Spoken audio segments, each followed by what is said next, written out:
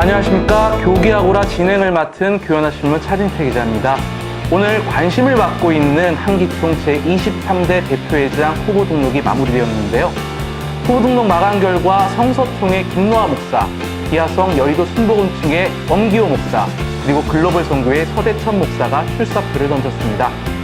올 초 대표회장 직무정지 상태로 또 한 번의 대표회장 선거를 하게 된 한기총에 대해서 교계의 관심이 매우 뜨거운데요. 이번 선거에 대해서 함께 논의할 평론들 모셨습니다. 먼저 하야방송 유성현 국장님 모셨습니다. 안녕하십니까. 그리고 기독공보대표 황규혁 박사님 나오셨습니다. 안녕하십니까. DSTV 문병헌 국장님 함께 하셨습니다. 네, 안녕하십니까. 네, 세 분 서로 한번 인사해 주시고요. 자, 오늘 3명의 후보가 모두 등록을 했습니다. 그런데 굉장히 저희 예상과는 매우 다른 결과가 나왔어요. 그중 가장 의외스러운 결과가 먼저 기아성 여의도 측에서 후보를 내긴 내는데 우리 모두는 장희열 목사, 순복음 부평교회의 장희열 목사를 예상하고 있었는데 굉장히 의외로 엄기호 목사가 등록을 했습니다. 자, 그러면 이 과정이 어떻게 됐는지 이거에 대해서 한번 우리 문 국장님께서 설명을 좀 해주시겠어요? 네, 당초 기아성 총회가 한 명의 후보가 아닌 2명의 후보를 냈습니다. 이번 선거를 해요. 근데 한기총 태동 이래 처음으로 교단에서 아마 2명의 후보를 낸 거는 이번이 처음인 것 같습니다. 그런데 오늘 그 장희열 목사가 대승적 차원에서 엄기호 목사에게 양보를 하고 엄기호 목사가 최종적으로 등록을 하게 됐습니다. 이 같은 이유는 아마도 한국교회 통합에 적합한 인물이 보다 그 연합운동을 많이 했던 엄기호 목사가 적합했다고 장희열 목사가 판단을 한 것으로 보여집니다. 그래서 아마도 엄기호 목사가 등록한 걸로 보여집니다. 그 두 분의 통합은 두 분의 그 후보 단일화는 쉽게 이루어진 건가요? 상당히 어려움을 겪었던 것으로 저희가 그 취재 결과 파악을 하고 있고요. 장희열 목사 같은 경우도 끝까지 그 후보 등록을 할 예정이었으나 오늘 아침에 최종적으로 합의를 해서 이루어진 것으로 그렇게 알고 있습니다. 자, 또 다른 후보입니다. 우리 서대천 목사인데요. 서대천 목사에 대해서는 사실 참 드릴 말이 없어요. 왜냐하면 아는 게 너무 없기 때문에 그만큼 인지도가 사실 매우 낮은 편입니다. 또한 무엇보다 한기총 대표회장 후보에 출마했지만 한기총 내에서의 인지도와 그리고 그 이름값이 매우 낮은 게 사실입니다. 서대천 목사에 대한 소개가 필요할 것 같습니다. 우리 황규혁 박사님. 예. 제가 알아본 결과 서대천 목사께서는 고려대학교 수학과를 나오고 대학원에서 북한학을 전공했고 이후에 또 총신대학원에서 MDV를 마치고 목사가 됐습니다. 이분은 1995년부터 학원 사업을 해서 성공적으로 이끌었고 그리고 7, 8년 전부터 SDC 인터내셔널 스쿨을 만들어서 100% 지난 7, 8년 동안에 100% 미국 명문대학에 학생들을 다 보내서 이미 동아일보, 중앙일보, 국민일보에서는 글을 달았고 미래의 혁신적인 리더로서 각광을 받고 있습니다. 한기총에서는 별로 많은 활동을 하지 않았지만 측근의 권유로 인해서 이번에 기도하면서 한기총 대표회장에 나왔다고 하고 있습니다. 김노하 목사에 대해서는 이따가 다시 한번 논의하는 게 좋을 것 같아요. 왜냐하면 이분은 이미 한 차례 기자회견을 통해서 성명서로 자기 입장도 밝혔고요. 그리고 무엇보다 올 초에 큰 사건을 겪으신 분이기 때문에 우리가 지금보다 이따가 집중적으로 좀 논의하는 편이 나을 것 같아서 김노하 목사에 대한 얘기는 그 다음으로 미루고요. 그 전에 엄기호 목사에 대한 좀 양력을 먼저 소개 좀 해주실 것 같아요. 우리 문 국장님. 네, 엄기호 목사님은 일단 그 기아성 총회 총회장을 역임하셨고요. 그다음에 한기부, 그다음에 교회와 경찰 협의회 등 한국교회 연합운동의 그 굵직한 단체들의 연합 단체장을 이미 역임한 바가 있습니다. 아울러서 이분이 그 지속적으로 한기총이 아마 기아성 총회에서도 가장 오랜 동안 총대로 활동해 오신 그런 분으로 파악되어지고 있습니다. 사실 이번에 김노하 목사뿐만 아니라 엄기호 목사 그리고 서대천 목사가 함께하는 지금 3명 구도의 그 경선이 됐는데요. 사실 우리가 물론 2명 혹은 3명까지 예상은 했었지만 막상 3명이 되고 나니까 굉장히 치열할 것으로 예상이 되고 있어요. 좀 이런 구도에 대해서 어떻게 생각하시나요? 유성현 국장님. 이 구도에서는 어쩌면은 이제 그 악의 고령이 빠질 수도 있고 또 서로 이거 네거티브만 하면 좋은 이거 어떤 그 일상을 남길 수 있는 그 전례를 남길 수 있는 좋은 판도는 아닐까 이렇게 이제 생각이 되어지는데요. 다시 우리가 이게 한번 이게 생각하고 또 짚어갈 그 진단을 할 수 있는 이런 계기가 아닌가 이렇게 생각이 되어집니다. 워낙 사실은 그 이번에 대표회장까지 나오기는 했지만 한기총이나 아니면 한국교회 연합사에 있어서 사실 많이 알려진 바가 없어요. 워낙 그만큼 활동이 적었다고 볼 수는 없는데 굵직한 활동은 사실 미비했던 게 사실이거든요. 그런 만큼 사실 이번 이 두 분의 출마에 대해서 굉장히 좀 의아해하거나 혹은 궁금해하는 부분이 많습니다. 이거에 대해서 좀 오늘 세 패널께서 열심히 짚어주셔야 되는데요. 자, 먼저 우리 서대천 목사, 많이 알려지지 않은 만큼 이분에 대해서 궁금한 게 많습니다. 이분이 먼저 학교를 지금 운영하고 있다고. 이게 어떤 학교입니까?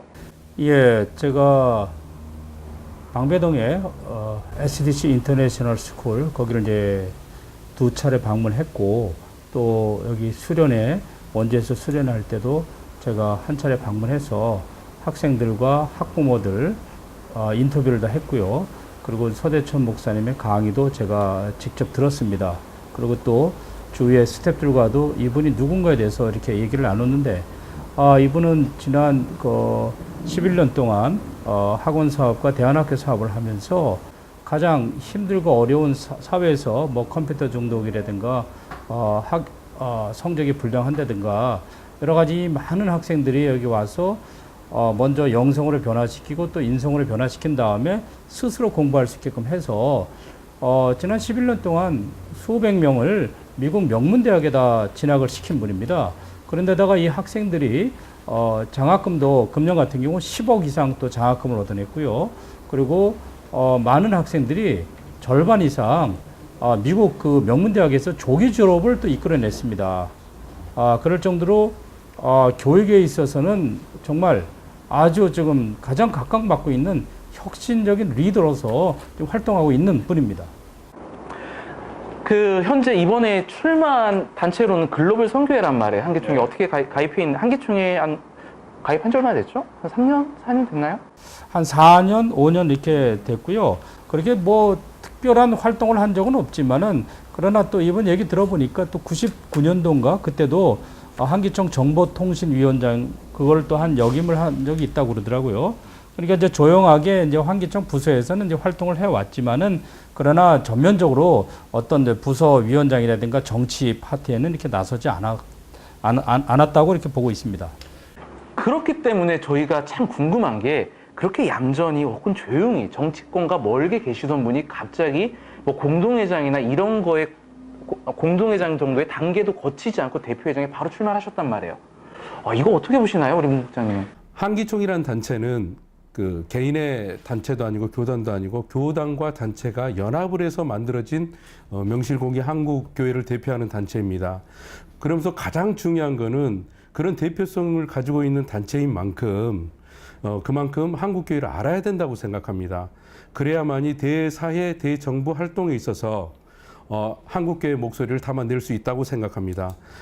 물론 많은 열정을 가지고 한기총을 이끌어갈 수도 있지만 보다 중요한 거는 연합체인 만큼 연합과 일치를 위해서라도 교단 간에 그리고 단체 간에 그런 그 가교 역할을 해줄 수 있는 목소리를 담아낼 수 있는 그러한 인물이 필요한 시기가 지금이 한기총이 아닌가 싶습니다. 그런 점에서는 그 서 후보 같은 경우는 상당히 약점으로 작용할 것으로 제가 보여지는데요. 그럼에도 불구하고 어떤 그 상당한 그 학교 운영이라든가 그런 열정을 가지고 한기총과 한국교회를 위해서 헌신하겠다는 마음은 많은 총들에게도 그 관심의 대상이 되지 않을까 싶습니다. 엄기호 목사에 대해서도 사실 궁금한 게 많습니다. 워낙 기존에 거론됐던 후보가 장희열 목사였기 때문에 엄기호 목사에 대해서 갑자기 이렇게 나와서 어떠한 목표를 갖고 출마를 했는지 우리 유성현 국장께서는 엄기호 목사 어떻게 평가하십니까? 일단은 그 대인 관계가 그 친화력이나 모든 면에서는 활발하고 또 많은 사람들에게 그 대인 관계를 하면서 친화할 수 있으니까 잘 끌릴 수 있는 그런 하나의 그 인물이 아닌가 이렇게 생각이 되어집니다. 엄기호 목사 양력 중에 좀 우리가 주목해야 될 부분이 있나요? 네, 있죠. 일단 엄기호 목사 같은 경우는 그 상당히 빠른 시기에 연합운동에 참여해서 교단을 대표해서 오랫동안 연합운동을 해왔다는 겁니다. 그 다양한 면에서 부족성이 있을지 모르지만은 그럼에도 불구하고 이분의 그 연합운동 경력 같은 경우는 타 후보에 비해서 상당히 월등하다는 겁니다. 그리고 또 한 가지는 뭐냐면 아까도 앞서 지적했듯이 연합운동이라는 건 나 혼자 하는 것도 아니고 나의 기도하는 마음만 가지고 된다고 해서 되는 건 아닙니다. 서로 매개체가 형성되어져야 하는데 지금 한기총의 가장 큰 문제가 그 매개체 형성에 있어서 상당히 부족하다는 겁니다. 그로 인해서 한기총이 지금 표류하고 있는 게 사실이거든요. 그렇다라고 하면은 한기총에서는 지금 그거를 극복할 수 있는 인물을 찾고 있는 거죠. 총대들은요. 또 한 가지는 군소교단들의 입장을 대변해 줄 수 있는 그런 그 후보를 찾고 있는데 아마도 연합운동을 여러 기간 동안 한 만큼 그러한 역할을 감당해야 되지 않을까 그런 생각이 듭니다. 사실 두 후보 모두 보면 뭐 서대천 목사는 워낙 연합활동에 참여를 하신 적이 없어서 뭐 우리가 평가하기가 좀 그렇지만 엄기호 목사는 뭐 한기부 대표회장부터 해가지고 뭐 여러 가지 하셨지만 특별히 잡음은 없었던 걸로 기억을 해요. 옹기 목사는 이거 자금이 없었고요. 이제 한번 이제 아픔을 이제 그 가진 이제 분이죠. 왜냐면 홍재철 목사님과 한번 이제 그 대립을 했다가 패배의 그 고백을 마셨는데 그것을 통해서 더 이게 어쩌면은 숙성이 되어지고 그 상처를 통해서 더 큰 일을 하지 않을까 이렇게 생각이 되어지고요. 그 서대철 목사님은 이제 제가 보는 그 견해에서는 순수하다, 이제 청렴하다, 깨끗하다 생각이 되어지고요. 새로운 일들을 계획시킬 수 있는 이런 일이 생기지 않을까 이렇게 생각이 되어집니다. 엄기호 목사가 뭐 연합활동적으로 많이 활동을 한 건 사실이지만 사실 지금 엄기호 목사의 개인적인 목회에서 굉장히 좀 문제점이 발견되고 있고 많은 제보가 있는데요. 황교안 박사님께서 보실 때 지금 엄기호 목사의 문제, 교회 문제 어떻게 보십니까? 예, 저도 뭐 최근에 교회를 뭐 경매당했다는 그런 이제 얘기를 좀 들었고요. 그러면은 그 교회 경영에 있어서 조금 하자가 있는데 과연 이제 자기 조그만 교회도 운영을 못 하는데 한기총을 운영한다는 것 자체가 쉬운 일은 아니고 또 하나 이제 약점으로는 순복음 교회가 처음 한기총 의장을 맡았는데 실제로 뭐 여러 가지 이유로 인해서 성공적으로 이 한기총을 이끌었다고는 생각하지 않습니다. 그 전에 실제로 뭐 홍재철, 이광선, 길자의 목사님이 다 그들에도 뭐 이분들 나름대로도 뭐 다 여러 가지 정치적 문제점이 있다 할지라도 그래도 다 장로교 출신으로서 무난하게 이끌지 않았나 생각하는데 그 이후 순복음에서는 거의 카리스마틱한 시스템으로 돼 있어서 이것이 어떤 그 잘 정치를 잘 조화롭게 하지 못했는데 또 와서 순복음이 또 와서 옛날 수직구조적 그런 리더십 갖고 하다 보면은 또 어려움이 있지 않을까 이런 것들이 좀 우려가 되는 바입니다. 우리 황교안 박사님 말씀대로 보면은 일단은 지난 이영훈 대표회장 시절 사실 실패했다고 보시기 때문에 그 정권에서 그 정권을 이어받아서 나오신 분이 사실 엄기호 목사란 말이에요. 그러면 그리고 엄기호 목사와 가장 지금 대립을 이룰 거로 생각하시는 분이 가장은 아니지만 바로 반대편에 있는 분이 사실 김노한 목사라고 생각을 합니다. 왜냐면은 이영훈 대표회장에 대한 적개심을 많이 가졌던 당시 군소교단들, 특히 현재 비상대책위원회를 조직하셨죠. 그분들이 지지하고 있는 측이 사실 김노한 목사라고 저희는 파악을 하고 있기 때문에 사실 이런 구도에서 보면은 여의도 대 반여의도 구도도 가능한 그런 상황이란 말이에요. 그렇기 때문에 과연 지금 이 구도에서 우리가 지켜봐야 될 점이 어떤 건지, 그리고 그 이영훈 대표회장 시절의 영향이 지금 선거에 어떻게 미칠 것인지 그거에 대해서 한번 좀 예상을 해봤으면 좋겠어요. 먼저 우성영 국장님. 일단은 그 비대위가 제 생각에는 불법이라고 생각합니다. 이것을 얘기하고 그 한기총에서 인준을 해줬느냐, 이건 가장 중요하겠죠, 그죠? 그리고 이것으로 인해서 그 엇박전하는 일들이 분명히 있다는 거죠. 근데 그냥 불법으로 치부하기에는 규모도 그렇고 그분들의 목소리도 그렇고 일단은 큰 게 사실이에요. 황교안 박사님 어떻게 평가하십니까? 그 비대위 자체가 어떤 단체든지 있는데 다 불법입니다. 그렇게 얘기하면. 그러니까 비대위를 구성했다는 것은 이제 정말 비상시국에 하는 거기 때문에 그거를 이제 그냥 불법이라고 하기는 그렇고 일단 소통이 안 되는 상태다. 지금 한기총이 정말 그 공전된 상태거든요. 리더자가 없어서. 그렇기 때문에 뭐 나름대로도 한기총을 질서 잡기 위해서 그렇게 하고 또 이분들이 실제로 그 김노화 목사만을 지지하지는 않았어요. 보면은 나중에 이제 또 서대천 목사님과도 또 이게 만나서 얘기도 들어봐서 한 것을 봤을 때 어떤 특정인만을 이렇게 지향하는 것 같지는 않고요. 그리고 어쨌든 지금 무언가 좀 한기총을 바로 세우자 하는 그런 뜻은 좀 있는 것 같습니다. 이분들이. 그럼 우리가 비대위를 단순하게 그냥 한기총을 바로 세기 위한 정말 비상대책위원회로 봐야 될지 아니면 이번 선거에 대비한 어느 뭐 특정한 정치적인 목적을 가진 단체로 해석을 해도 될지 이거를 좀 얘기를 해봐야 될 것 같아요. 다분히 그 한기총 특성상 그 정치적인 의도를 가진 그 임의단체로 저는 볼 수밖에 없다고 보는데요. 일단 한기총이 가장 중요한 거는 벼랑 끝을 달리고 있다는 겁니다. 벼랑 끝 행보를 계속해 오고 있음에도 불구하고 비대위가 등장함으로 인해서 보다 더 표대를 잃어버리게 만든 그러한 그 역할을 감당했지 않나 싶습니다. 현재는 가장 중요한 거는 여의도든 비여의도든 그게 그 주 팩트가 돼서는 안 된다고 생각합니다. 이번 한기총 선거에서는 가장 중요한 거는 한기총이 난파 위기 직전에 있는 만큼 일단 한기총을 어떻게든 바로 항해할 수 있도록 그 항해 길을 바로 잡아야 된다고 생각합니다. 그러기 위해서는 일단은 가장 적합한 인물, 한기총을 이 위기 속에서 정리해 갈 수 있는 인물이 누구인가, 그거를 잘 판단하는 것이 중요하다고 생각합니다. 우리 황교안 박사님 보실 때 비대위가 이번 선거에 큰 영향을 미칠 거라고 예상을 하십니까? 제가 알기로는 대부분이 그 투표권이 없다는 얘기를 들었거든요. 그렇기 때문에 비대위가 그렇게 큰 영향력을 행사하기는 어렵지 않나 이렇게 생각이 들고요. 지금 벌써 실행위원들이 200명이 넘는 상황에서 비대위원으로 움직이는 사람들이 10여 명도 안 되는데 이분들이 무슨 영향력이 있을까 저는 이렇게 생각을 하고 있습니다.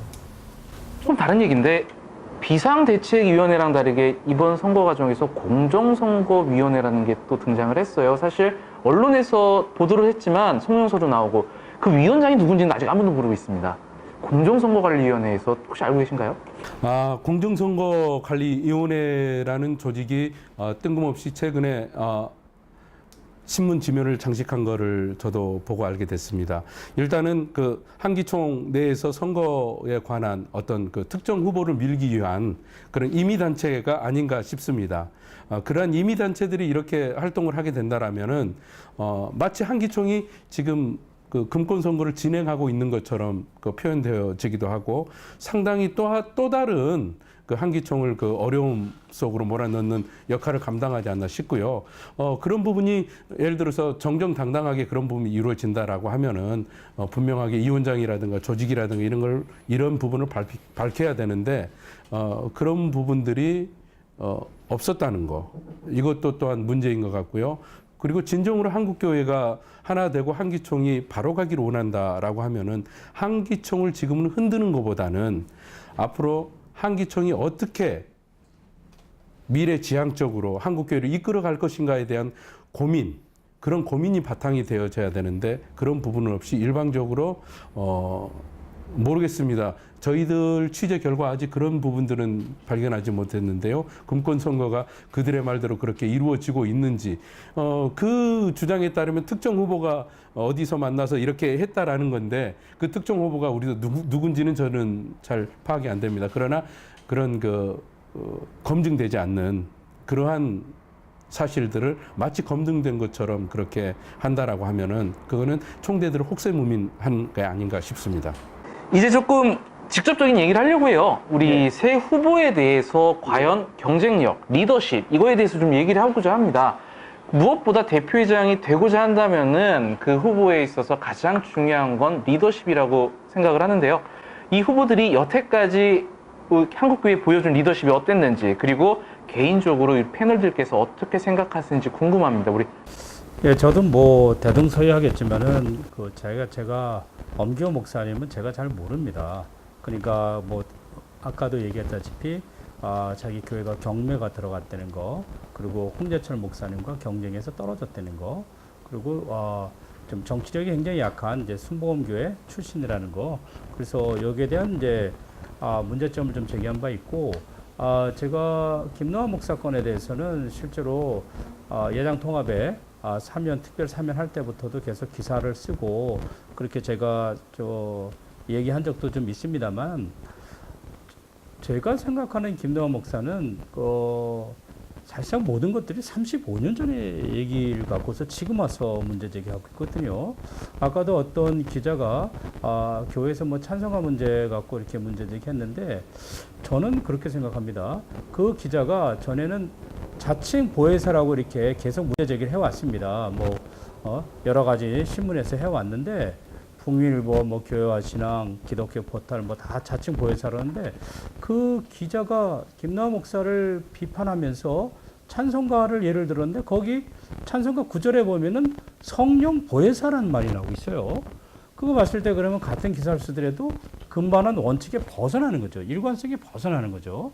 그러면 이제까지 자기네들이 보혜사, 자칭 보혜사 해온 것들이 스스로 다 일거에 날아가게 되는 이런 게 이제 발생하게 되고 다른 부분도 있어요. 동방에 예수가 동방에서 재림한다 어쩌고저쩌고 여러 가지 많이 있는데 물론 교리적 문제는 있어요. 김남호 목사가 없는 건 아닌데 그러나 이렇게 봤을 때 과거를 따지게 된다면은 어거스틴도 문제가 있고 바울도 문제가 있고 또 김익도 목사, 고재봉, 이천석 역대 문제가 없을 수가 없겠습니까? 또 진용식 목사도 없고 지금 합동 2대 위원장을 하고 있습니다. 그러나 또 안 지켜 있었고 또 이제 신현옥 목사도 2대 전문위원 하고 있지만 그도 신천지였었고 과거를 묻게 된다면은 안 걸릴 사람이 없습니다. 그리고 찬송가 문제도 보면은 2009년 이후부터는 이제 옛날 잘못된 찬송가를 다 버리고 이제 그 기존의 일반 찬송가를 같이 이렇게 사용하고 있는 것으로 알고 있습니다.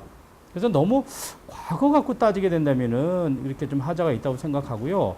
그러나 어쨌든 지금 한기총 대표이장을 하는데 이러한 기본적인 교리 문제에 있어서는 사실상 완벽해야 되고 어느 정도 하자가 없어야 되겠죠. 그러나 그렇다고 해서 우리가 옛것을 자꾸 물건어지는 건 바람직하지 않다고 생각하고요.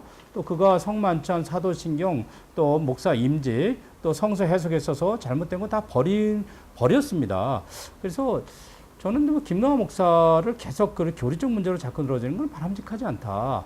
그러나 단 이분이 나이가 들어가지고 얼만큼 정치를 할 수 있을 것인가. 그리고 다른 한교연이나 한교총에서 이분과 과연 연합을 할 수 있을 것인가. 계속 이도한 연루자 어쩌고저쩌고 계속 하는 와중에서 과연 연합단체의 수장으로서 리더십을 발휘할 수 있을까. 그거는 조금 이제 의문이 됩니다. 그리고 만약에 김남호 목사님이 한기총을 된다면은 군서교단을 결집할 수 있는 또 능력도 있을 거예요. 그런 면에서는 장점이 될 수도 있는데 아까 우리 문병원 기자가 얘기한 대로 과연 그러면은 다른 그런 거대한 연합단체랑 또 이렇게 제휴가 될 수 있을까? 여기에 조금 문제가 된다고 생각 들고요. 그리고 서대천 목사는 제가 만난 사람 중에 정말 제가 존경합니다. 나이도 저랑 조금 어리거나 비슷하고 목사 안수 받은 지도 10년도 안 됐는데 이분은 정말 어떠한 전교에서 꼴등을 하는 학생이 간다 할지라도 2년, 3년 안에 전부 다 훌륭한 기독교인으로 만들어서 또 훌륭한 또 지성인으로 만들어서 미국의 명문대학을 다 이렇게 보내는 걸 직접 제가 인터뷰도 하고 들어봤습니다. 그래서 제가 이 정도의 리더십이라면은 뭘 해도 성공하지 않을까 생각. 한기총의 정치적 경험이 없다 할지라도 옆에서 좋은 브레인들이 있으면은 가능하지 않을까 생각 드는데요. 그러나 약점은 암만 이분이 리더십이 뛰어난다 할지라도 교육 분야와 또 이 정치 분야는 다릅니다. 그리고 한기총은 사실상 한기총 짬밥이 있어야 되는데 이런 짬밥이라든가 한기총의 인맥 이런 것이 없이 또 아까도 우리 유 국장님께서 말씀하셨지만 사실상 이게 이전 투구를 해야 되는데 과연 이전 투구를 할 수 있는 능력이 있을 것인가. 그리고 이분이 교육 사업에 올인하고 있는 상황에서 또 여의도 이용호 목사처럼 여의도만 신경 쓰고 한기총을 또 비워두게 된다면은 이렇게 무정부 상태가 올 수도 있는데 과연 한기총과 그 교육 사업을 같이 병행해서 할 수 있을지 이런 면에 있어서 조금 제가 퀘스천이 듭니다.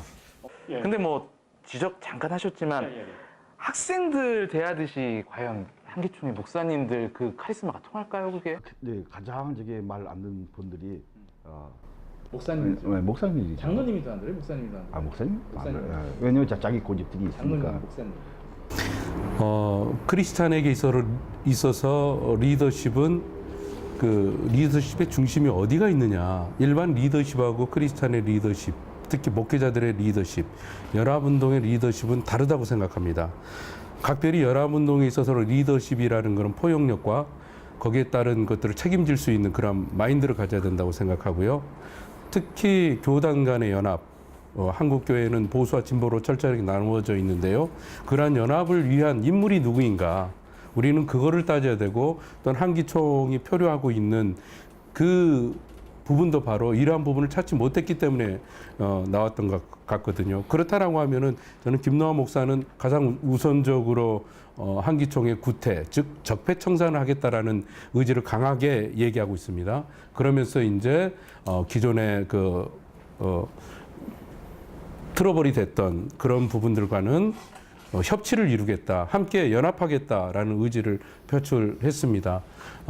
그것만으로 그 한기총을 이끌어 갈 수는 없는 거거든요. 그 뒤에는 뭐냐면 그가 가진 리더십 중에 하나가 바로 리더자들이 검증받아야 될 것 중에 하나가 신앙, 신학 이런 부분이 철저하게 검증을 받아야 된다고 생각합니다. 그런 부분에 있어서는 현재 논란이 되고 있는 부분들을 충분하게 설명을 했지만 과연 한기총 총대들이 얼마나 그런 부분들을 수용할 수 있을지 아마 그가 진정한 리더십을 가졌다면 그러한 부분 해소를 위해서 적극 해명하고 노력을 해야 된다라고 생각합니다. 두 번째로 엄기원 목사 같은 경우는 이미 앞서 피력했지만은 한국교회 전반적인 활동들을 해왔어요. 그리고 상당히 그 교단 총회장으로서의 그런 리더십도 발휘해봤고, 그리고 교회와 경찰 협의회라는 한국교회 어떻게 보면 최대 단체죠. 그 연합단체 그 장도 해봤고, 한기부 한국 봉사들의 단체의 모든 집합체인 한기부 대표회장도 하는 등 그런 데 있어서 상당한 그 리더십을 발휘했던 인물 중에 한 명입니다. 이번에 이제 한교연과의 통합에 있어서도 상당히 활발한 활동을 펼쳐왔던 것으로 기억되어지고요. 이러한 부분도 통합에 있어서도 문제는 그 군소교단을 배제하지 않고 함께 그들의 목소리를 얼마나 담아내는 리더십을 담고 있느냐가 중요한 것 같습니다. 이러한 것들이 중소교단들의 표심의 향배를 좌우지하지 않을까 싶습니다. 그리고 서대천 후보 같은 경우는 연합운동에 있어서는 상당히 부족한 면도 많이 표출되어지는 모습이 볼 수 있어요. 물론 학원 사업이라든가 이런 부분들에 있어서 상당히 성공적인 면을 가지고 있는 부분들은 기독교인으로서 목회자로서 상당히 앞선 리더십을 보여줬다고 평가도 될 수 있지만은 그러나 연합운동은 앞서 지적했듯이 그러한 것만으로는 안 된다는 겁니다. 교단 간에 그리고 단체 간에 진정한 다리 역할을 감당해 줄 수 있는 리더십이 필요하다는 거죠. 지금 한기총이 가장 필요로 하는 게 바로 그러한 리더십이 아닌가 싶습니다. 그럼 그러한 리더십 측면에 있어서 서대천 목사가 어느 정도 리더십을 발휘할 것인가, 이러한 부분이 아마 총대들에게 가장 관심이 있을 것이고 총대들도 그러한 부분에 따져서 표심의 향배가 오가지 않을까 싶습니다. 그 얘기가 잠깐 나와가지고 마저 얘기를 하겠는데요. 지금 김노하 목사, 엄기원 목사 두 부분에서 두 후보 간의 가장 큰 차이를 보면은 엄기원 목사는 직접 표출을 하지 않았지만 저희가 예상할 수 있는 것은 바로 한기연 가입과 관련해서 엄기원 목사는 적극적으로 통합을 추진할 걸로 예상이 되고요. 반면 김노하 목사는 한기연과의 통합에 참여하지 않고 오히려 한기총에 대한 분위기, 한기총을 훨씬 지켜나가겠다는 아주 강력한 의지를 드러냈어요. 그러니까 확실히 나뉘는 부분인데요. 한기연에 대해서 적극적인 찬성과 적극적인 반대로 나뉩니다. 저희가 패널분들께 부탁하는 것은 한기연에 대해서 깊이 파고들 게 아니라 과연 이 서로 나뉜 의견이 이번 표심에 어떤 영향을 미칠지, 군소교단들한테 어떻게 군소교단 혹은 중형교단에 어떻게 영향을 미칠지 그거에 대해서 조금 한번 예상을 해주세요. 우리 황 박사님부터. 일단은 군소교단에 있는 사람들은 사실상 한교연이나 한교총에 가면은 주변들을 밀어내기 때문에 한기총 안에서만 있으려고 하고 있습니다. 그럴 경우 한기총을 결석하려고 하는 김노하 목사 측에 조금 더 관심을 두지 않나 이런 생각을 하고 있습니다. 그리고 문 국장님 어떻게 생각하시나요? 한규학 박사 의견에 일부 반대를 합니다. 왜냐하면 한기총을 중심으로 해서 통합해야 된다라는 거는 그건 동감합니다. 그러나 이제 군소교단들이 언제까지 군소교단들로만 결집해 있을 거냐. 그런 상태로 해서 계속 나간다면 대교단들은 분명히 중대형 교단들은 한기총을 또다시 예면하게 될 거예요.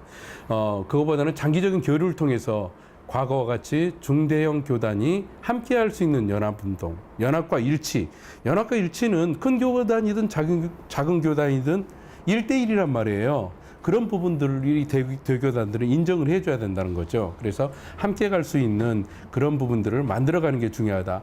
그래서 이번에 가장 중요한 거는 군소교단들이 막상 한기총 대표회장 선거에 있어서 한기연을 만든다라는 부분에 있어서는 외형적으로는 표심에 영향력을 미칠 수 있을지 모르지만은 실제적으로 내적으로 들어갔을 때는 그 부분은 극히 미미하게 영향을 미칠 것이다.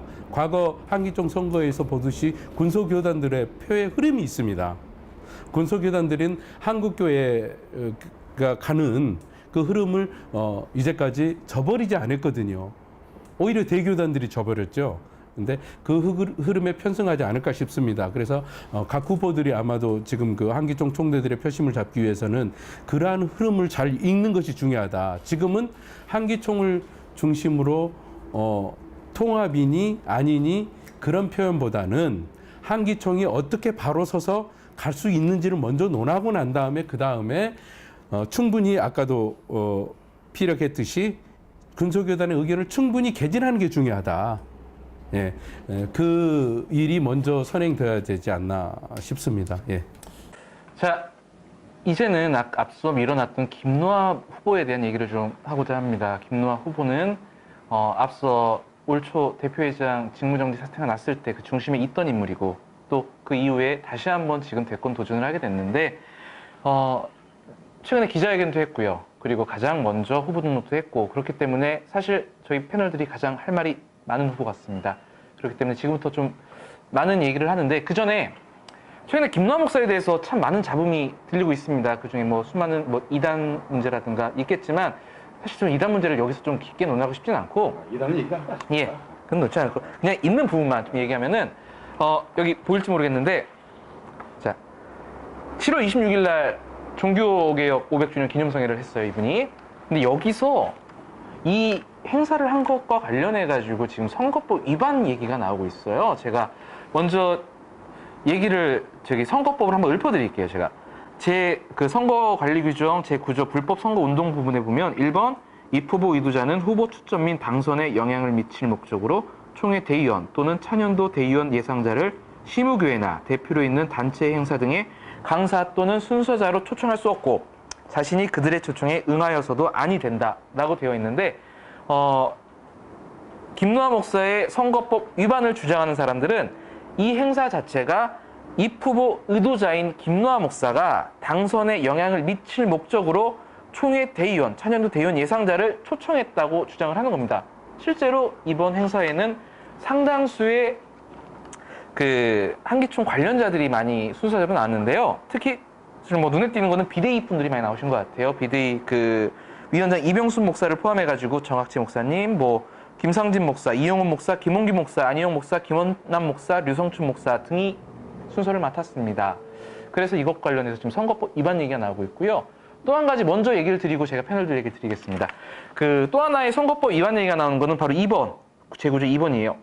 후보자 또는 후보 관계자는 소속 교단에서의 후보 추천 과정부터 선거와 관련하여 접대, 기부행위, 금품 수수, 상대방 비방, 그 비방하는 취지의 유인물 제작 및 배포, 각종 방문, 언론사의 광고, 집단 지지 결의, 허위 기재된 서류의 제출 등을 하여서는 아니 된다라고 되어 있는데 이번 주에 발간된 교계 몇몇 언론에 김노아 목사의 성명서 광고가 등장을 했습니다. 그렇기 때문에 이 광고가 과연 언론사의 광고라는 이 불법 선거 운동 부분에 포함이 되느냐 안 되느냐에 대한 논란이 일고 있습니다. 이거에 대해서 패널들의 생각을 좀 듣고 싶은데 제가 이것 때문에 김노아 목사 측에 질의를 했습니다. 이거가 명백하게 불법이 아니냐. 그런데 그쪽에서 얘기는 후보 등록하기 전에는 하자가 없고 그 대신 등록한 이후에는 이게 할 수가 없다. 이렇게 해서 자기네들은 이것이 일리걸하지 않은 줄 알고 이렇게 해온 것이지. 그리고 자기네들만 이렇게 한 건 아니지 않느냐. 다른 후보도 아까 뭐 비리들을 또 만나기도 했고 뭐 그 외 다른 행동들을 했는데 자기네만 그런 건 아니다. 이렇게 얘기를 하는 걸 들어봤고요. 그리고 이제 제가 봤을 때는 1절, 2절 봤을 때 이게 등록하기 전, 등록하기 이후 여기에 대한 이제 명백한 규정이 없어서 조금 이제 불비한 규정이기 때문에 여기에 대해서는 좀 해석에 분분한 여지가 또 있다고 이렇게 생각이 들어요. 좀 먼저 여쭤볼게요. 우리 유 부장님한테. 입후보 의도자라는 말을 어떻게 해석을 하시나요? 그러니까 이제 자기가 이게 나올 생각이 있었던 사람, 의도자는 건 이제 생각하고 있었던 사람들이잖아요. 근데 여기서 보면 뭐라고 썼냐면 차년도의 대연 예상들을 시부교회나 대표로 있는 단체의 행사 등 강사 또는 순서자로 초청할 수 없고 자신이 그들의 초청에 응해서도 아니 된다고 얘기 돼 있어요. 이 논란은 반드시 이제 엄청 있죠. 왜냐하면 의도자지 않습니까? 그러면 의도자라는 걸 쓰면요, 내가 대표성을 갖고 이제 그 대표적으로 갖고 나올 수 있는 부분이잖아요. 자, 그건 누구든지 비대면 만날 수는 있어요. 만날 수는 만나는 거하고 이것을 이제 행사하는 것은 다릅니다. 전적으로. 그러면 그 우리 유 국장님의 생각으로는 엄연히 불법이다. 이게 불법으로 되죠. 입후보 의도자라는 이 불법 선거운동 표현이 있습니다. 이 사실 법이란 거는 표현 그대로 우리가 일단 받아들여야 되는 부분 아닙니까? 제가 봤을 때 이게 굉장히 좀 이게 법이라는 게 명확하고 또 누가 보더라도 정말 타당성이 있어야 되는데 입후보 의도자다 했을 때는 모든 사람이 한기총에 나 입후보 하고 싶다 이런 의도를 가질 수도 있겠고 이 의도가 1년 전에 할 수도 있고 또 2년 전에 할 수도 있고 3년 전에 할 수도 있고 나는 이제 앞으로 한 3년 후에 한기총의 의도자가 되겠다. 입후보 하겠다. 그랬을 경우 이게 연대 설정이 분명하지 않은 상황에서 이 조항을 바로 이렇게 그 뭐 인터넷 홍보했다거나 사람을 초청했다거나 이런 걸로 그 바로 적용할 수 있겠느냐. 예를 들면 뭐 성경 돌아가자야 종교개혁 개념인데 이건 뭐 같이 더불어서 이렇게 그 예배 같이 나누자는 뜻이지 예배는 왜 못 오느냐 이렇게 이제 판단할 수도 있지 않냐 이거죠. 저희 교회에서는요, 한번 이렇게 결정이 돼 있으면 절대로 저기 뭐 어떤 예배에 참석을 한다든지 가서 뭐 이렇게 홍보를 한다든지 뭐 저기 뭐 강의를 한다든지 이런 걸 절대로 안 합니다. 아니 그거는 이제 합동교단이고 이건 이제 연합단체이기 때문에. 뭐냐면 가장 중요한 것이 의도자라 했거든요. 입후보면 이게 어떤 거 이제 기준치가 있는데 여기서는 의도자라는 것은 뭐냐면 1년 전까지 이게 얘기를 하는 거예요. 이 천연도고 이제 여기 보면 대용까지 예상자를 이제 했으니까. 그러니까 이것은 왜냐면 그 김노하 그 후보자께서 좀 생각해야 할 그 부분이 있었는데 이게 좀 안타까운 그 부분이 아닌가 이렇게 생각이 돼요. 이것은 뭐 성관이 있어도 이제 뭐 전적으로 이제 해서 이제 할 거고 이거는 저는 불법이라고 이렇게 생각을 했죠. 선관위에서 해석을 해야 될 부분이지만 일단 표면적인 문구만 보면 입후보 의도자 또 그리고 후보 추천이란 말이 나오기 때문에 후보 등록 전에 이뤄진다는 사실은 맞는 것 같습니다. 일단은 후보 추천이란 거는 후보 등록 전을 이제 명시하는 거니까요. 근데 이제 논란이 되는 부분은 이제 당선에 영향을 미칠 목적 이 부분입니다. 이게 과연 당선에 영향을 미칠 목적이었는지 아닌지. 왜냐면은 일단 표면적으로는 이날 모임 행사를 종교개혁 500주년 기념성회라고 했단 말이에요. 혹시 문 국장님 이날 행사 가셨나요? 저는 취재를 못 갔습니다. 그렇다면 문 국장님은 오히려 그 밖에서 봤을 때 객관적으로 좀 볼 수 있을 것 같은데 이날 행사 어떻게 당선에 영향을 미칠 목적이 있었던 걸로 보이십니까? 아니었던 걸로 보이십니까? 자, 이제 그 상당히 애매한 질문이신 것 같은데요. 이 부분에 관해서는 한기총이 왜 구조 1항, 2항을 만들었는지에 대한 것부터 우리가 좀 얘기를 나눠야 될 것 같습니다. 과거 한기총은 금품 선거 등으로 해서 상당한 어려움을 겪게 됐었습니다. 이러한 부분을 방지하기 위해서 한기총이 궁여지책으로 내놓은 것 중에 하나가 바로 구조 1항이라고 생각합니다. 입후보 의도자는 금품 선거를 아예 차단하기 위해서 이러한 규정을 만들어놨고 또한 각종 그 행사 등이라든가 이런 걸 빌미로 해서 금품 제공이라든가 이런 부분을 해서는 안 된다. 근데 불행하게도 이번 행사에 나온 지금 방금 순서지 저도 방금 봤는데요. 순서지를 보면 다 한기총 총대들이에요. 이번 보니까 다 총대들로 구성되어 있는데 누가 봐도 7월 26일 날 이 행사를 했다라고 하면 물론 성서총회에서는 이러한 의도가 없었다고 할지라도 다분히 외부에서는 다른 시각에서는 또 다른 시각으로 볼 수 있지 않나라는 생각이 들고요. 가장 중요한 거는 이 부분은 선관위가 물론 판단해야 될 부분이지만은 가장 중요한 게 엄중한 잣대를 대고 이러한 부분을 법과 원칙에 따라서 선관위가 정리를 해야 된다. 전자에서 황교안 박사가 얘기했듯이 타 후보도 그러한 그 자리가 있었다라고 주장을 했다라고 하면 그 후보에 관해서도 거기에 대한 거를 검증해야 되고 거기에 대한 것들이 있었다라고 하면은 그것도 불법이 아닌가 싶습니다. 그렇다라고 하면은 이러한 부분에 있어서 선관위의 그 책무가 중요한데요. 한기총이 이 법을 만든 의도에 대해서 선관위가 충분하게 인지를 하고 거기에 대해서 판단을 내리는 것이 중요하다라고 생각됩니다. 조금 이 행사 자체는 약간은 그 사족 같다는 느낌이 들어요. 굳이 후보의 출마를 앞두고 있는 상황에서 굳이 이런 행사를 열었다는 것 자체가 사실 여론의 사실 의심을 받을 만한 상황이라고 생각을 합니다. 그거는 뭐 황 박사님 동의하실 것 같은데요. 예. 그 면에서 이제 참외밭에 가서 신발끈 매지 말라고 이제 그 선거 후보자 등록을 앞두고 이렇게 하는 것은 사실상 바람직한 행위는 아니죠. 그리고 여기서 봤을 때 바람직하지 행위는 않고, 그리고 그러나 이제 제가 입장에서는 이제 법은 좀 명확해야 되니까 그 의도자가 아까 얘기했다시피 1년 전에 의도할 수도 있고 순수하게 예배에 같이 순서로 같이 이게 종교개혁을 기쁨으로 이렇게 나누자. 그래서 예배 그 순수한 의도 갖고 하나님께 드리는 예배에 초청하는 것을 갖고 금품 뭐 기부 수수행위다 이렇게 하기는 좀 어렵지 않느냐. 그 부분에 관해서는요, 이렇게 생각하면 될 것 같습니다. 과거에 어떤 그러한 형태로 이루어져서 그런 그 행사의 순서를 해주고 일종의 이제 그 사례비를 받은 그런 부분도 한기총에서는 차단하자, 그런 의미에서 이런 법이 만들어진 것 같고요. 그렇다라고 하면은 제 생각에는 상당히 의미 있는데 한기총에서 그러한 부분도 지키지 못한다라고 하면 안 되는 거죠. 어떤 의도성이 있었던 없었던 실수든 아니든 그러한 부분은 상당히 좀 유권 해석상에도 문제가 있지만은 이러한 부분은 되어져야 된다라고 생각하고요. 중요한 거는 의도자라는 거는 내 개인이 의도해서 의도되는 게 아니라 한기총 구성원이죠. 그러니까 한기총 전체 구성원에서 예를 들어서 A란 후보, A란 교회 목사가 A란 교단의 A란 교회 목사가 한기총 후보로 나오려고 한다라고 이게 공공연하게 그 소속 단체에 이게 퍼져 있다라고 하면은 그 의도자라고 볼 수 있는 거거든요.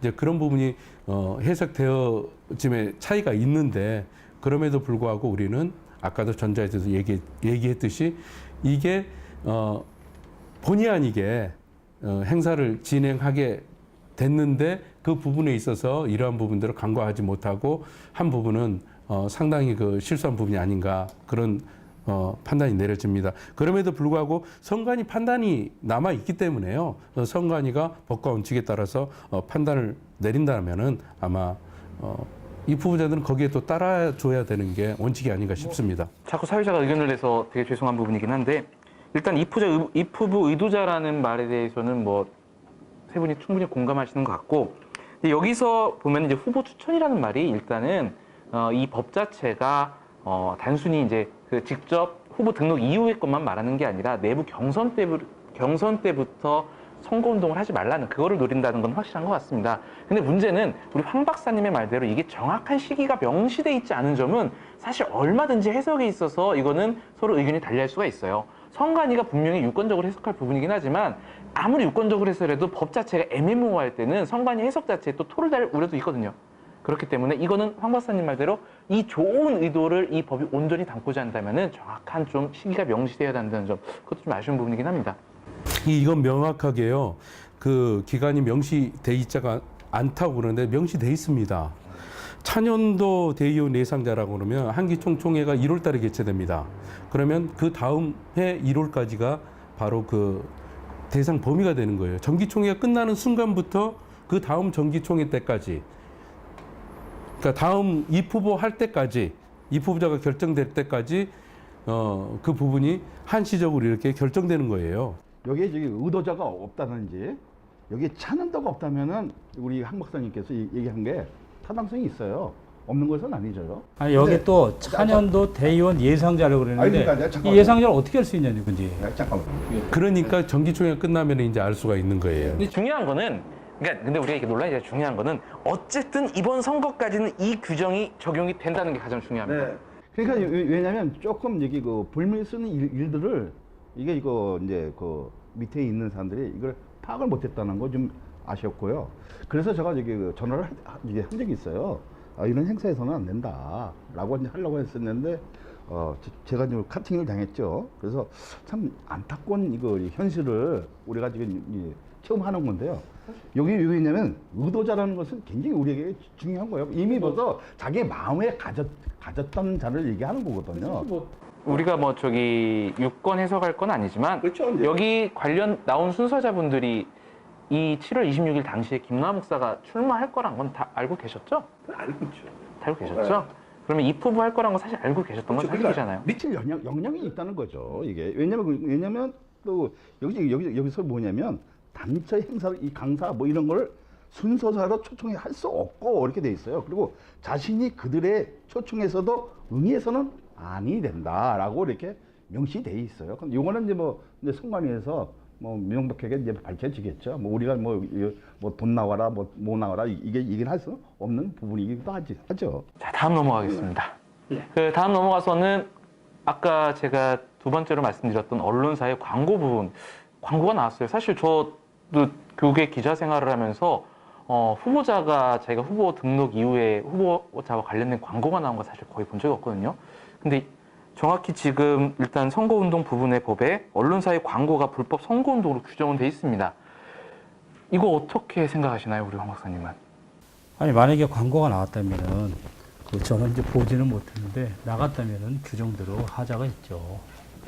그거는 이제 왜냐면은 뭐 광고하고 안 하는 건 뭐 자기 돈 내고 자기가 알아서 하는 건데, 근데 어쨌든 이제 선거나 후보에 영향을 끼칠 수가 있으니까 그 규정에 일단은 따라야 되지 않나 이런 생각을 들고 있습니다.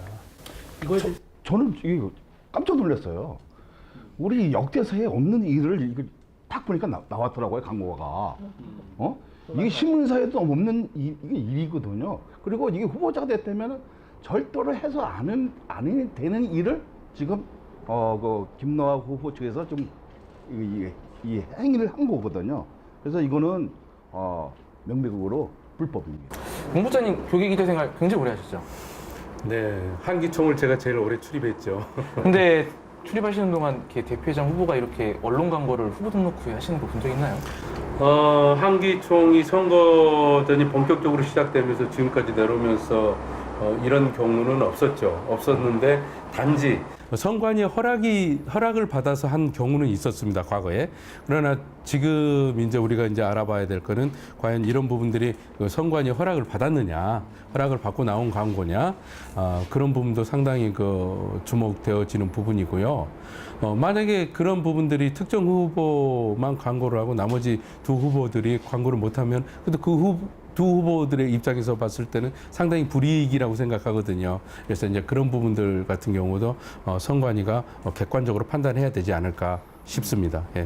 그 김노하 목사에 대한 이단 문제나 교리 문제를 의도적으로 앞세워서 후보자 자체의 그 본연적인 검증을 못하게 만든 건 분명히 잘못됐다고 봅니다. 아까 말씀하신 거 정말 제대로 지적하셨는데, 근데 그거와 다르게 이번 기자회견 때 김노하 목사에 대한 좀 또 다른 문제가 부각이 된 게 있어요. 사실 대답 자체나 굉장히 애매한 부분이 많아서 그게 바로 목사 안수 관련과 신학교 출신 문제인데, 사실 그때 기자회견 때 여기 기자님들 다 계셨는데 문 기자님 그 부분에 있어서 좀 어떻게 생각하시나요? 일단 가장 중요한 건 한기총 대표회장 후보라고 나온다라고 출마의 변을 던졌다라고 하면 공인에 해당됩니다. 공인에 해당되는 분은 충분하게 검증을 받아야 되고요.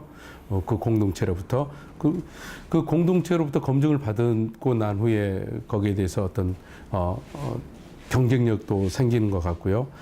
그러한 부분은 충분하게 이번에 등록한 서류에 아마 나와 있을 걸로 보고요. 거기에 대해서는 선관위가 충분하게 검증을 하지 않나 그렇게 생각되어집니다. 그래서 차분하게 선관위의 뚜렷한 검증 그런 진행 과정들이 남아 있기 때문에 그런 걸 지켜보는 것도 중요하지 않나 싶습니다. 굳이 저도 기자회견 갔지만 그거를 끝까지 공개 안 할 이유가 있었을까요? 그냥 공개도 되는 부분 아닙니까? 아니 그러니까 사실상 제가 좀 물어봤어요. 봤더니 왜 공개 안 하냐?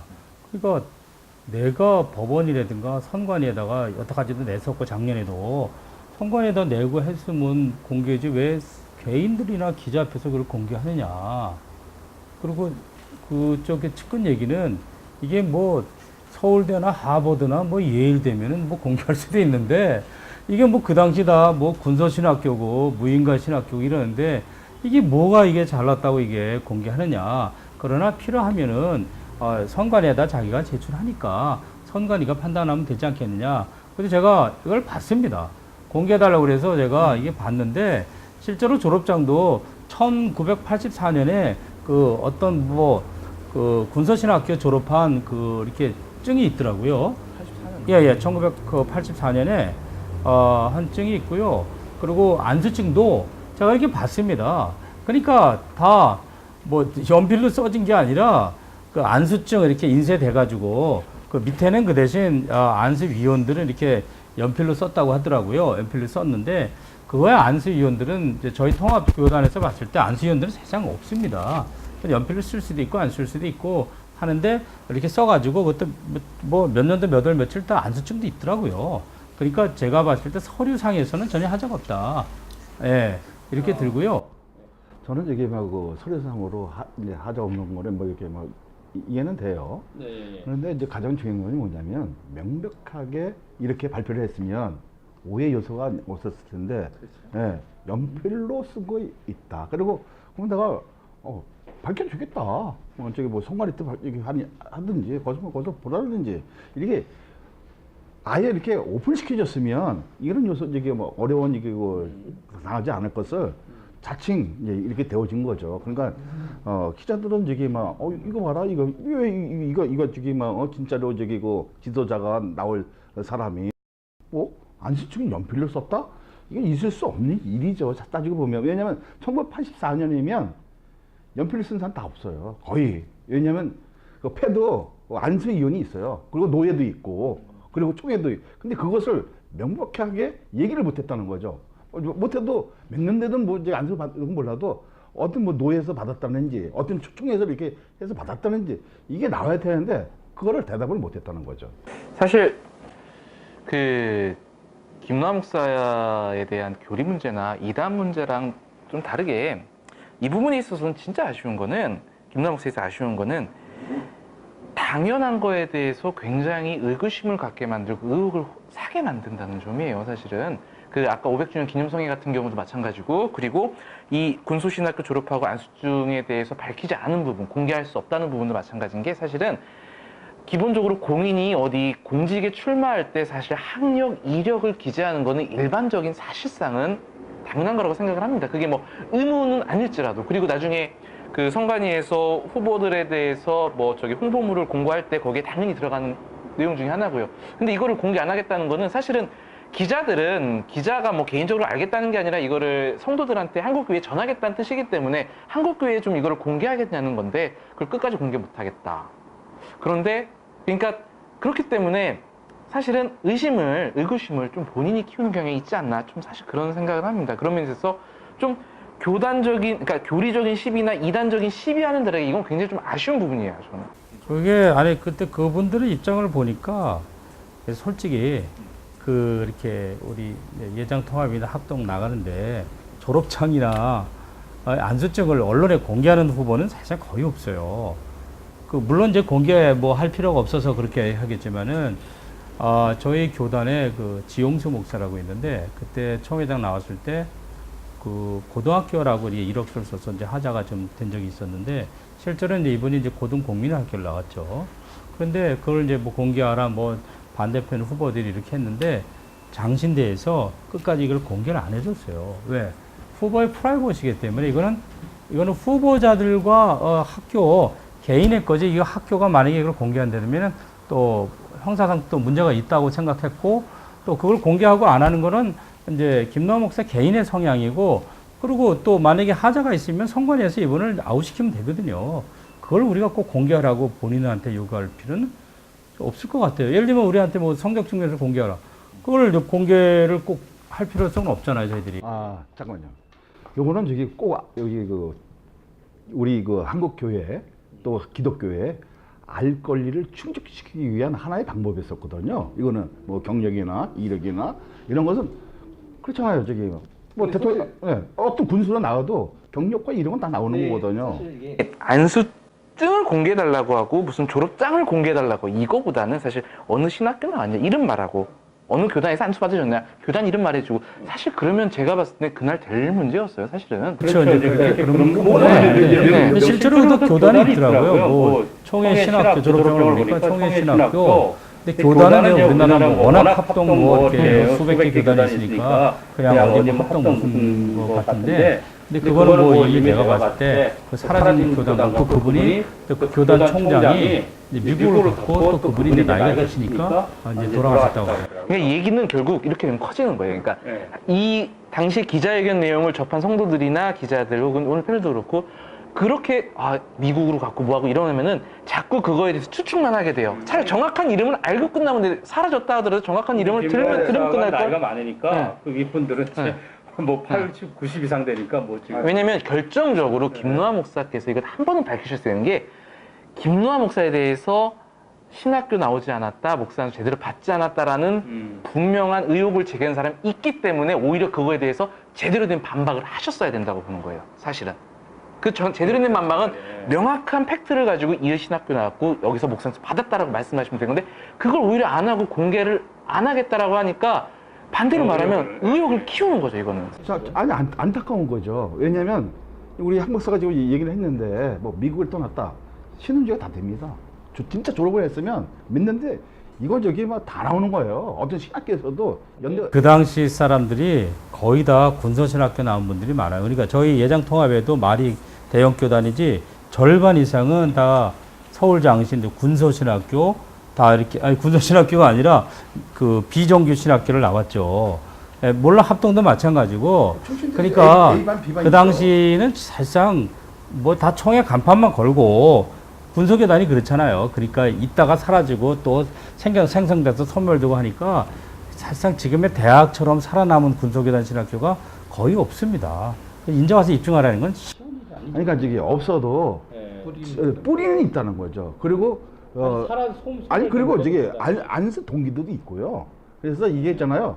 그리고 후배도 있고 선배도 있고 그래서 이게 저는 근데 이게 좀 논란이 저는 이게 깊게 가서 증명을 하고 뭘 하고 해서 뭐 그거 뿌리를 찾고보다 저는 그냥 간단하게 없어졌으면 이런 신학교인데 없어졌다. 이런 교단이었는데 없어졌다. 이렇게 말했으면 된다는 거죠. 사실은. 그러니까 그걸 찾고 안 찾고는 뭐 기자들의 몫이거나 아니면은 그거를 그 의심을 표하는 분들의 몫이겠죠. 근데 적어도 없어졌으니까 밝히지 못하겠다. 이거는 오히려 좀 그렇죠.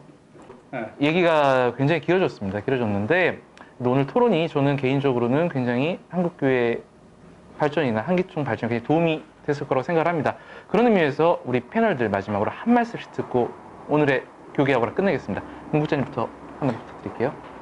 네, 한국교회는 그 어느 때보다 지금 어려운 시기를 겪고 있습니다. 한기총의 장기적인 표류로 인해 대사회, 대정부로부터 상당히 어려움을 당하고 있는 것들이 사실입니다. 이러한 것들을 극복하기 위해서는 이번 한기총 대표회장 선거가 매우 중요하다고 생각합니다. 그 중에서도 한기총을 진정으로 이끌어갈 리더십을 가진 후보가 어떤 후보인지 철저하게 검증해서 총대들이 선택하는 것이 중요하다고 생각합니다. 그런 의미에서 각 후보 하나하나를 면밀하게 검토하고 신학적으로 검증할 수 있는 그러한 총대 여러분들이 됐으면 좋겠습니다. 자, 우리 유국장님. 선택의 그 기준은 자유입니다. 그러나 그 한국교회를 위해서 누구를 찍어야 하는지 이거는 총대 여러분에게 있는 것입니다. 총대 여러분, 정말 한국교회에서 이게 좋은 분을 찍어주시길 바랍니다. 황 박사님. 예, 그 세 명의 후보가 나왔지만은 뭐 모두 다 그 강점도 있고 약점도 있고 흠결도 많이 있습니다.